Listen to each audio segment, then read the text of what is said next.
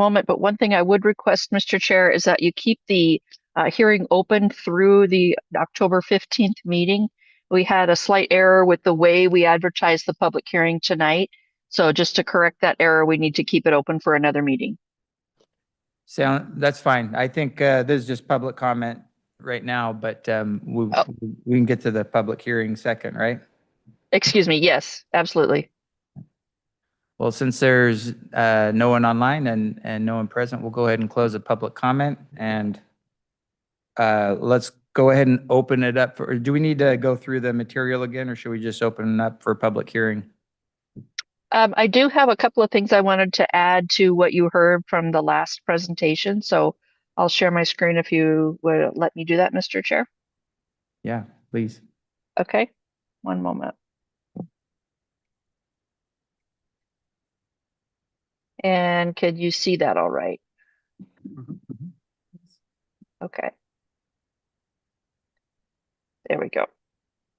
So as we talked about in the last meeting, there was a conversation had over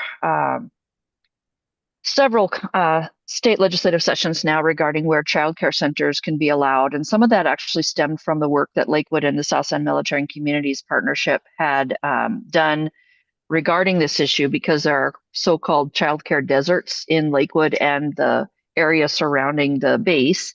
And so within the last couple of years, there's been some state law changes, and then the Lakewood had already done a number of things to expand where child care centers could locate. However, this last session, State Senate Bill 5509 was adopted, which further expands where they must be allowed, where child care centers, meaning the commercial types of centers, must be allowed. And so while this is not something that the city needs to comply with until 2027, it is being recommended that we go ahead and move forward with this faster than that.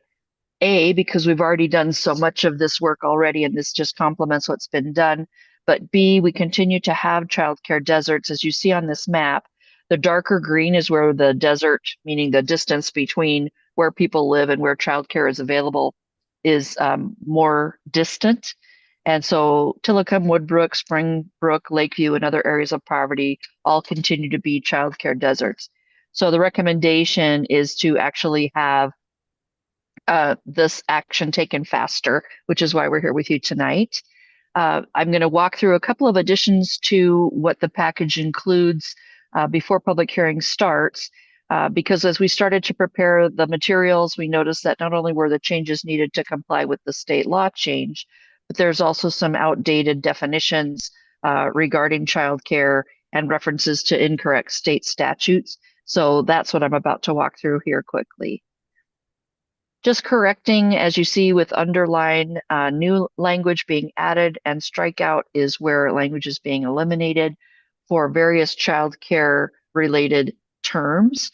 So you'll see some changes to child daycare facility and child daycare. You'll see the removal of child daycare center and then adding the newer definition below that. And then on the under the term daycare, there's a couple of different levels that are talked about in the code, and then they're regulated in different ways. So adding some clarification in family daycare provider and family home provider. Again, updating the reference to the correct RCW. And then this is the meat of the changes. This is where you see in the uses table in 18A 40 section 080. And everywhere here where you see the blue text and underlining, that's what's being changed. And so the P's with the underlines is where we would expand where childcare could be allowed. And then at the very bottom line of that, you'll see that the use of existing buildings for daycare centers is being added, as well as a new type of use where state law now requires this as well. We also have in our code what's called a summary land use table, which just reflects what each specific land use section has in the code elsewhere. So it brings it all together as a compilation, and that will be updated just as a note to you and the public to reflect all of these changes we're talking about tonight. So where we are is tonight is the public hearing, and again, the request is to keep it open through the 15th to allow the opportunity to correct the error on my part, I should be clear, regarding the notice. And then on October 15th, you would be scheduled to take action on your resolution up to council. They would start to talk about it in November, and assuming there weren't any delay, they would take action on December 1st. So starting January 1 of 2026, all of these changes would go into effect. And so with that, Mr. Chair, turning it back over to you. Thank you very much for the update. Any questions from the commission? Go ahead. This is Mr. Commissioner Estrada. Tiffany, quick question. Maybe this is not in your area of expertise, but since the state is allowing us to have sites in industrial areas, do you know if the oversight, industrial and commercial areas, do you know if the oversight will be the same? That is to say, I believe, is it DSHS or equivalent that oversees this, or another entity, because now it's in a commercial zone? No, all of these facilities, regardless of the land use zone where they're located, would be regulated under the state law and state administrative code. Right, thank you. And Mr. Chair, please notice that Vice Chair Talbot has now joined us online as well. Welcome, Ms. Talbot. Welcome, welcome. Go ahead, Mr. Larson. This is in concert with what we talked about last meeting, and it looks like they've gotten them into the table, and it's a good step to move forward. It's my view that we really can't get this in place fast enough. Yeah. I had a couple clarifying questions, and then one comment. Clarifying question number one, is it required then that it looks to me like the requirement is R1, R2, R3, R4, and it has a limit of how many people can be there? So I'm trying to piece this together. This is, Sure. The policy is now, or the state is saying, hey, even in a single family house in R1 zoning, we allow this has to be allowed, and they can allow up to 12 children in there. How do you handle the comings and goings, which is essentially commercial activity, you know, parking and so on?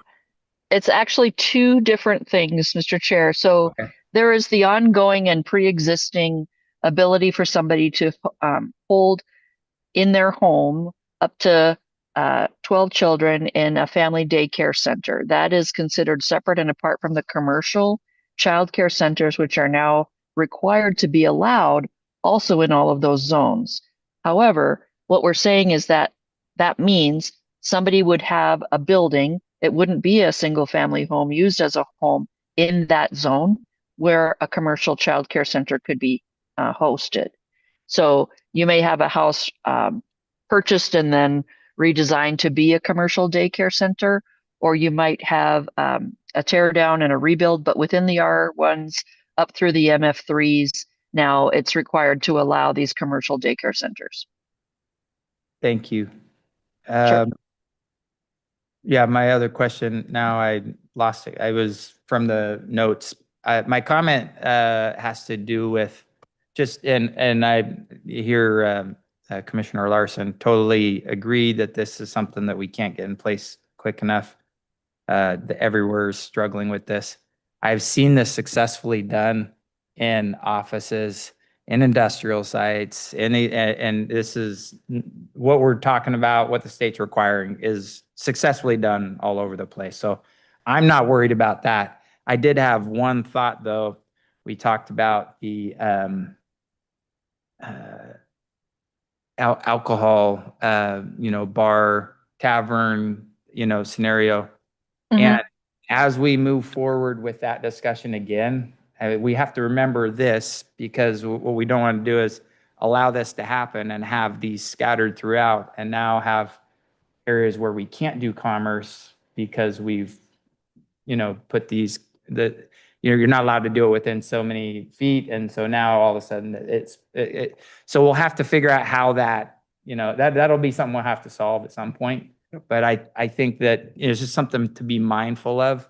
I think this comes first and this would be priority one, but you know, how do we solve that later? And, you know, we come up with some ideas. So I see Commissioner Talbot has a comment. Lindholm, go ahead. Yeah, Oh, sorry, I'll defer to Talbot first if you like. go ahead, Commissioner Talbot. Thank you, Chair. And you guys can hear me, right? Yes. Okay, thank you. Well, yeah, I agree with my colleagues tonight. I was particularly struck, one thing that struck me in this item, and I did email Ms. Spears about it earlier, but in table 18A 4110, family daycare, I think I was wanting to know the rationale behind why family daycares are not permitted in the transit-oriented center or the CBD. Because where I was coming from is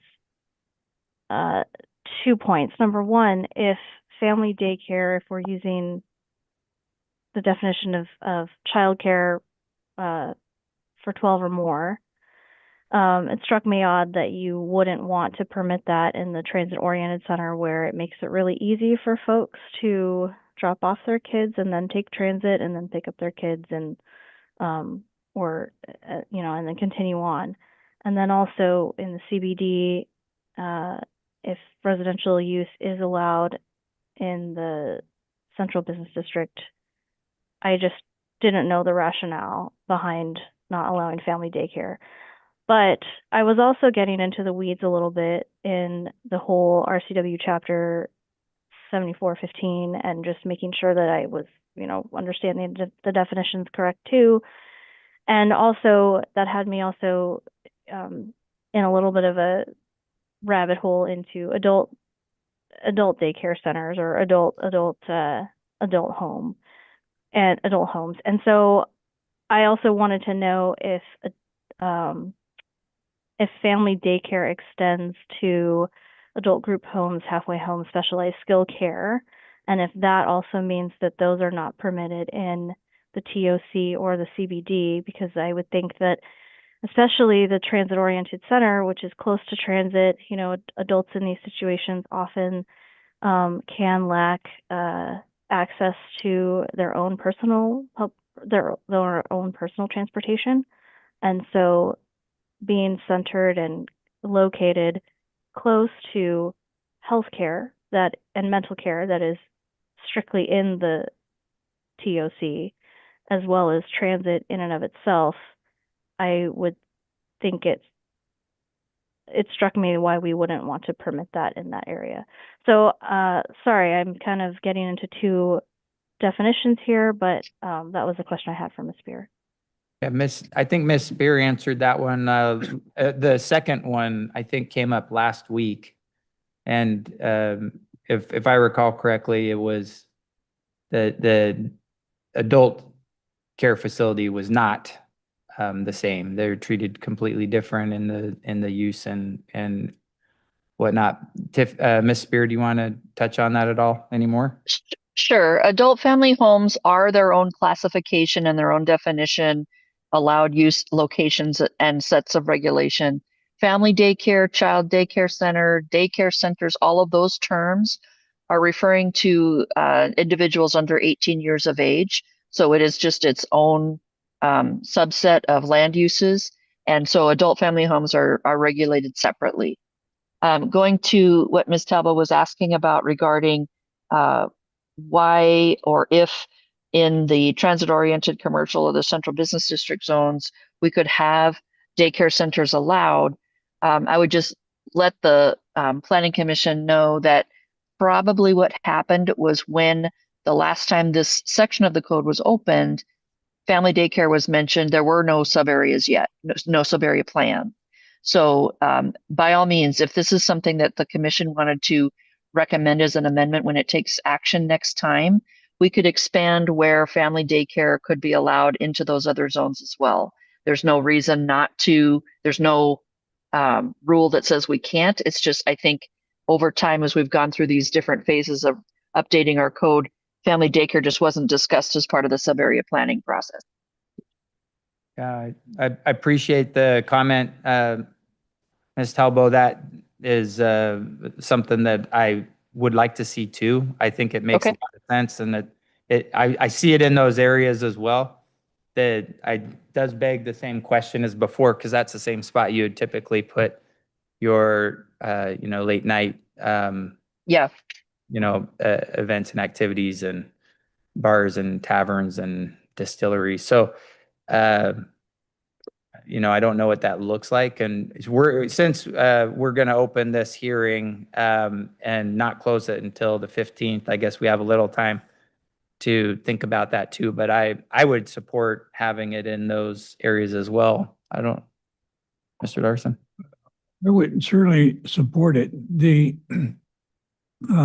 have to be cognizant of what could go wrong in this type of location that would be different from other locations and custom fit the code to transit oriented.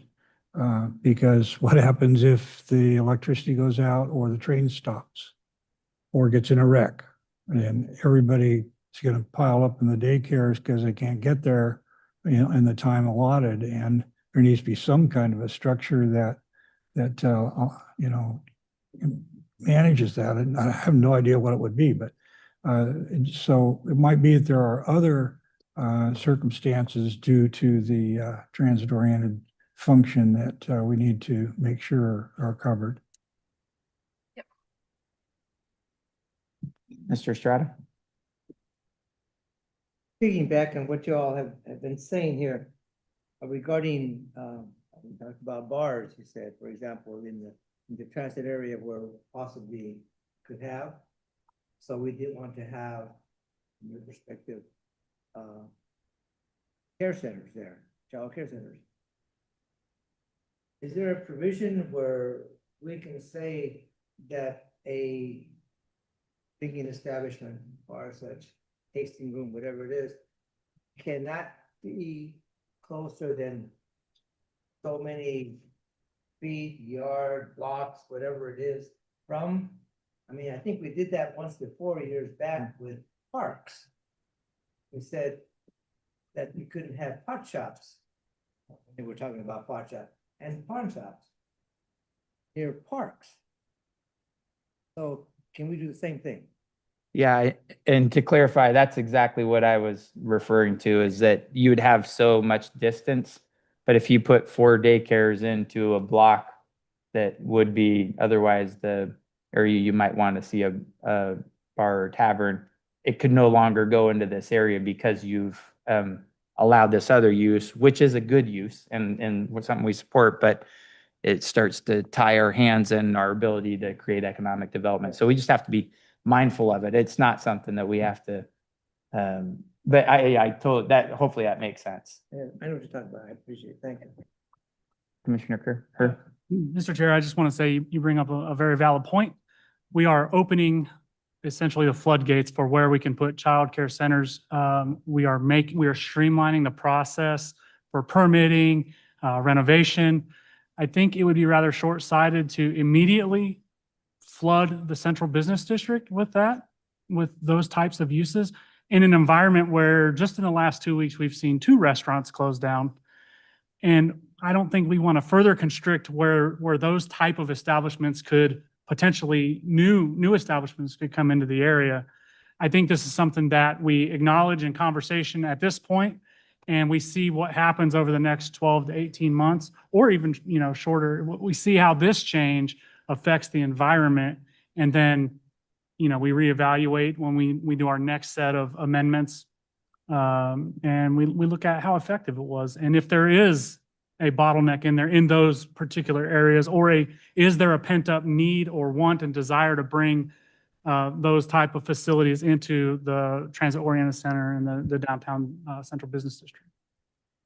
Yeah, that's a good thought too. Yes, but the other concern that I had, I think I'm very encouraged by addressing this issue of childcare deserts. And I think we should be careful, though, to also ensure that we have the staffing to adequately supervise the safety of these centers. And what is going on in them. I don't think we need to be like the recent case in Seattle where there was an $8 million settlement. So I tried to find out what kind of staffing numbers and things we needed, but I think we need to plan ahead that as we go forward, hopefully there will be lots of childcare centers, but we're going to need staff to be able to ensure that the criteria to make them safe and appropriate places for children are met. Are you thinking a layer of regulation on top of what the state regulates? No, I was thinking more of a staffing issue, is you have to have bodies to go and check on these places to make sure, you know, that the cleaners are under the cupboard have childcare locks, that if there's a pool, that there's safety alarms for the pool, because kids are always end up in the pool. Yeah. And just things like that, that you have to have staff to go out and do that and educate and make sure that people are following it, that you don't have a childcare worker there who is a known sex offender. I mean, you have to have somebody look.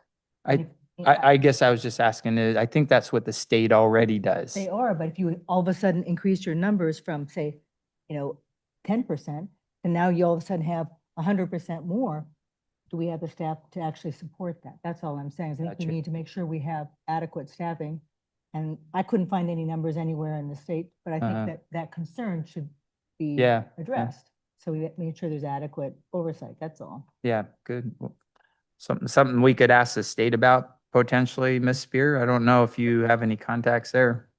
Well, I can certainly provide information to the commission next time about how it's regulated and the number of people that are responsible for that through, I can't remember, it's used to be DSHS, but they've actually changed their name now in the code, but the Child and Health Services Agency.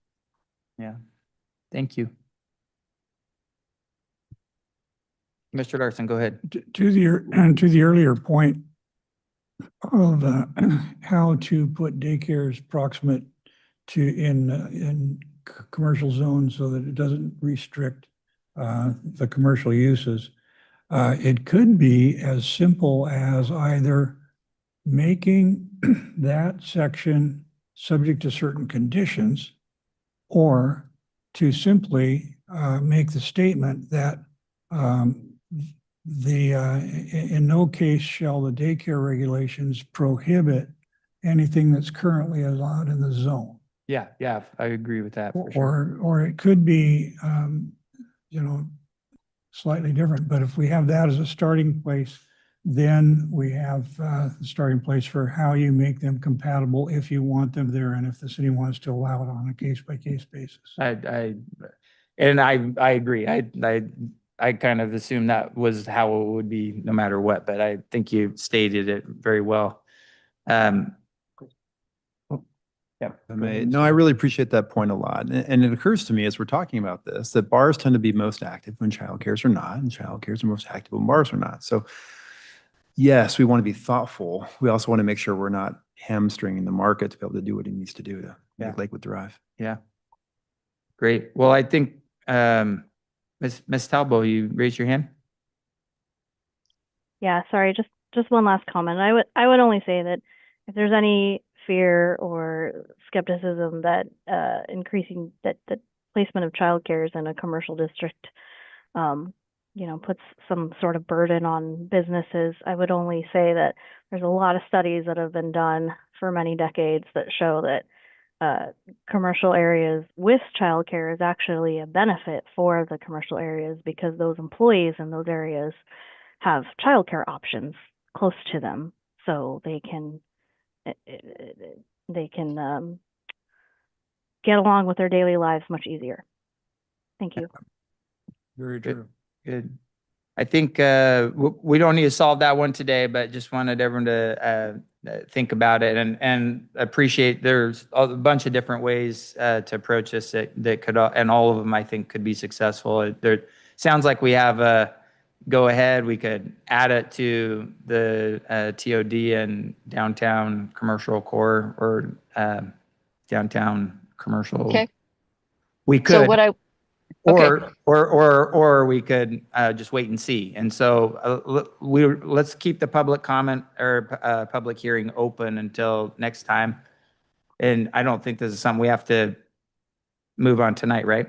We got to. Well, Mr. Chair, what you need to do is open the public hearing, and then just have that decision to have it continued through October 15th. That'll need to be a motion by the Planning Commission.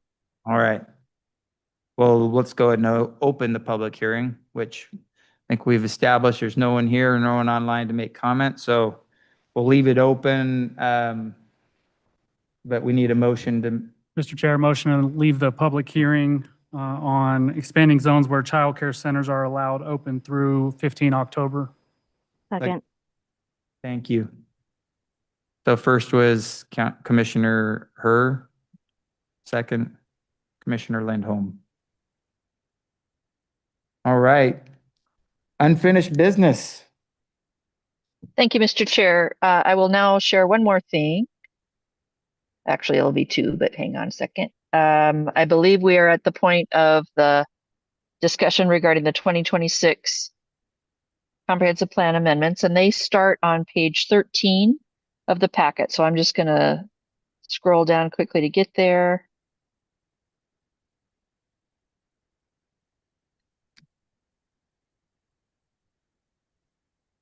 Okay, so if you'll recall from our last couple of meetings, we have now a resolution in front of you to take action on 22 comprehensive plan amendments, 12 of which for compliance with state law. So those are proposed amendments 2026 through 2026 12. And then you have 2026 13 through 22. They are either city initiated or privately initiated applications for changes. Two private ones are for rezoning parcels. You had discussions about this last time. This is not any sort of substantive analysis. So if you're ready to take action on this, it would be a motion to approve Resolution 2025-05 to send the 2026 Comprehensive Plan Amendment docket up to the City Council for action.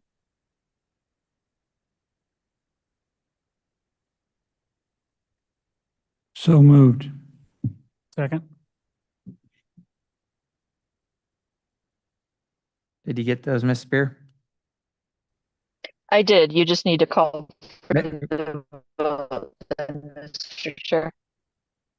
I'm sorry, you're breaking up there, but we'll go ahead and call for a vote. Oh. Is that what you were saying? Yes, thank you. Sorry. And we can go ahead and do it in the same order if you want. Sorry? So we have, or I'm calling for a vote officially on it. Aye. Aye. So, Aye. all Aye. in favor? Yeah. Aye. All right. None opposed. Okay. Let's go ahead and move Thank that you. forward. Thank you. Sorry, that was sloppily voted on, but we'll do it better next time. You had a good intention. Yeah, yeah. Thank you, Mr. Chair. The last thing on tonight's agenda, then, I'm just going to walk through one more presentation.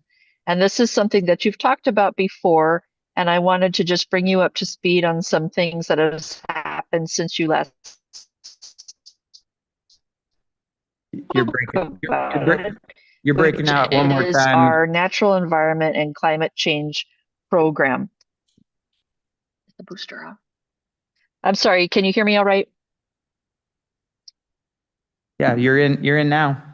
I'm in now. Okay. Thank you. So I'm talking about the Natural Environment and Climate Change program, which was presented to you, I believe, in April of this year.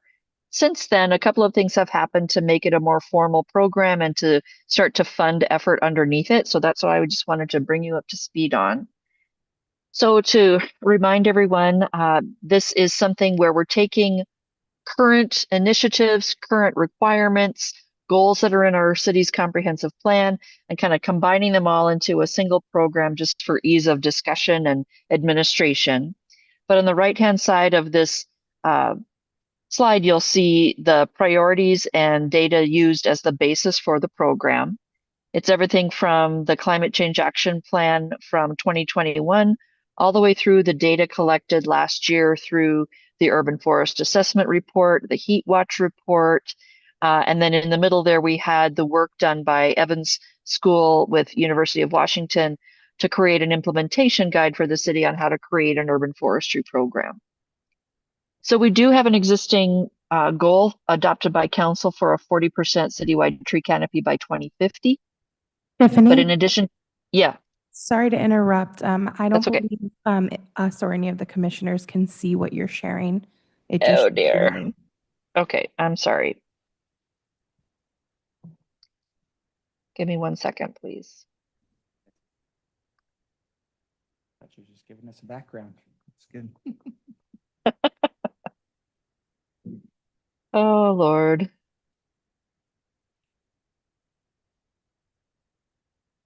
One second. My apologies. Okay, give this a try one more time. 1 second.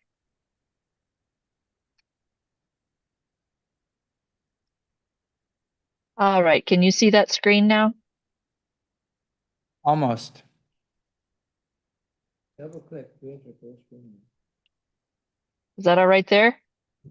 It just popped up. Okay. All right, so this is the one I was just referring to where on the left you see in graphic form the sections and data sets that were used to create the NECC program. On the right in text, you see all those sources starting back in 2021 and through last year. So there's a current set of priorities and requirements that are already the foundation for this program, including the citywide tree canopy cover of 40% by 2050, including the new change in state law that says by 2029, the city needs to comply with what people are just calling House Bill 1181. It is a big change to the Growth Management Act where climate change and resilience have to now be planned for. And then there's also the 89 item action plan that the city adopted following its 2021 energy and climate change chapter. 15 of those things were prioritized in the initial 3-year work plan, which has now expired. And so the part of the work over the next 2 years would be to say, okay, if 15 of those 89 are done, what's left and what should be prioritized? So what we now have, since you last heard about this program, is received approval and execution of a contract with consultants to begin this work. And the step one will be to stand up a climate advisory team. And we are in the very beginning stages of starting to identify potential members. If you'll recall, there was conversation of maybe having a liaison from the Planning Commission to be part of this. We may be reaching out to other city boards and commissions, and then we're definitely reaching out to, for instance, Pierce College or Park Technical College, and then even business entities, might be University of Washington as well. But the idea here is to get subject matter experts as well as business and resident representatives from the city itself to have a really well-rounded group of people to talk, to be part of this and be able to talk about the wide range of issues that they're ultimately going to have to deal with. Because it's not just specifically trees, it's energy efficiency, it's greenhouse gas emission, it's that urban forestry program piece. So over time, there's going to need to be a broad range of expertise on that group. They will begin, once they're convened, to have that conversation about the 89 action items, 15 of which are done. Now, what do we do next? It's also going to be looking at all those new requirements out of that House Bill 1181 and coming up with a 10-year implementation plan and then kind of a subset of that, a 3 to 5 year work plan. Then there are also going to be work on the internal side for the city of planning and public works, working with the Parks Department on the new Parks Legacy Plan, which will be completed next spring.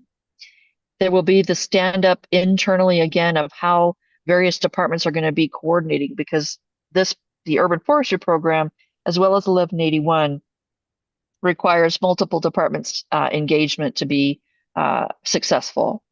And then again, we're going to be working with external groups for public education resources, identifying events and ways to get trees and other plants or vegetation in the hands of our residents and businesses to voluntarily do stuff on their own property, and then be able to start working our way toward full compliance with 1181 by 2029. So I mentioned some of this already, but quickly, the climate advisory team is step one, and this will be in front of the city council come December 12th, I believe, or December 15th, where we're going to be bringing to them some recommended names or organizations, and the council will be giving us direction back if that's the right group or if there's something they want changed. And then we'll convene that group starting in probably late January, early February of 2026. The urban forestry program is going to be based on 3 guiding principles, which is sustainability, efficiency in the operations, and then community collaboration, because the city can't do it on its own, and the city only owns so much of the property within the city, and so private work is going to be necessary to achieve the tree canopy goal, as well as just having a healthy urban forest. The 10-year implementation plan for the program, creating timelines and benchmarks, looking at what city strategies are going to be the basis for that 10-year plan, starting to come up with long-term funding strategies, and figuring out how are we going to monitor and evaluate success. The 3 to 5 year work plan, again, as I mentioned, is a subset of the 10-year, but it's going to be looking specifically at greenhouse gas emission inventory and forecasting, setting reduction targets for those greenhouse gas emissions, looking at monitoring and reporting as well. And so really no action needed here tonight, but just wanted to let you know that this has moved forward enough to where we now have that consultant in place, we have funding in place, and come by the end of this year, we'll have a firm grip from the council on who they want to be part of that climate advisory team. So I know Commissioner Wallace has expressed interest herself, and also others that she knows, on being a liaison or being part of that climate advisory team. But if there's action maybe on the 15th of October where all of you would talk about kind of a formal liaison from the Planning Commission to be on the group, that would be great as well. Otherwise, happy to answer any questions. You said October 15th. I thought this was December 15th that you were. No, I'm sorry. October 15th for you to let me know if there's a liaison that would want to be part of it. December 15th is when the city council is going to talk about the recommended list of individuals or organizations that staff provides them. Yeah. Thank you very much. Mr. Larson has a question. Perfect time for this question. And I just wonder whether, given all of the different departments that are and entities that are going to be involved here, whether maybe we should have 2 people from the Planning Commission alternating and integrating with different meetings and collaborating together to report to the whole commission, because that's a big job for one person to try to be involved in addition to the other work that we do. And we maybe should think about splitting it up. It's a good idea. Are you volunteering? Yes. I like it. And I think you both would do a great job. Do you have any other interests? I know everyone's got full plates, but if you are interested, flag me after or reach out to Miss Spear. But yeah. I think we'll revisit this next week, but those 2 would have my vote. Okay. And just to be clear, it's not asking the Planning Commission members to attend all of those other boards and commissions. It's attending the single meeting, which at this point we think is going to be maybe once every couple of months, of the climate advisory team. And then the representatives would go back to their respective groups and just keep them all up to speed. So I think it's great to have 2 representatives, whether you're both attending or it's alternating, whatever. But just to be clear, it's not asking you to suddenly start attending the Parks Board and the Arts Board and all the other things as well. No, my thought was just that to knowing the background thought behind the ideas on an infrequent basis, this would be appropriate. Yeah. Yeah. Really appreciate that. Thank you. Yeah. And that's it from me. I'm sorry, Mr. Chair, go ahead. I just look forward to hearing hearing about the possibilities of this plan, how we would where we would put the trees and how they would fit to get to this goal. Yep. I know that's something we weren't able to figure out before, so hopefully there is a path to this goal. Yes, it will take a lot of creativity, but we'll get there. Yeah. Okay. Let's see here. How about next steps? Next steps would be, there is no report from Councilmember Boki tonight. And then our next meeting will be on the 15th. So there will actually be the continued public hearing on the childcare locations. And the 15th is also the night where you're going to be jumping back into the whole discussion about alcohol location and sales and production. So that will be something that I know you've asked Mr. Charis to get the information to you early, and we will be doing that. So hopefully by early next week, you're going to have some information, and then the 15th, you'll talk about it. And then I think we'll be into November. We will be for the next meeting after that. Awesome. Thank you very much for your time. Any other comments, questions? All right, let's go ahead and adjourn this meeting. Have a good night, everyone.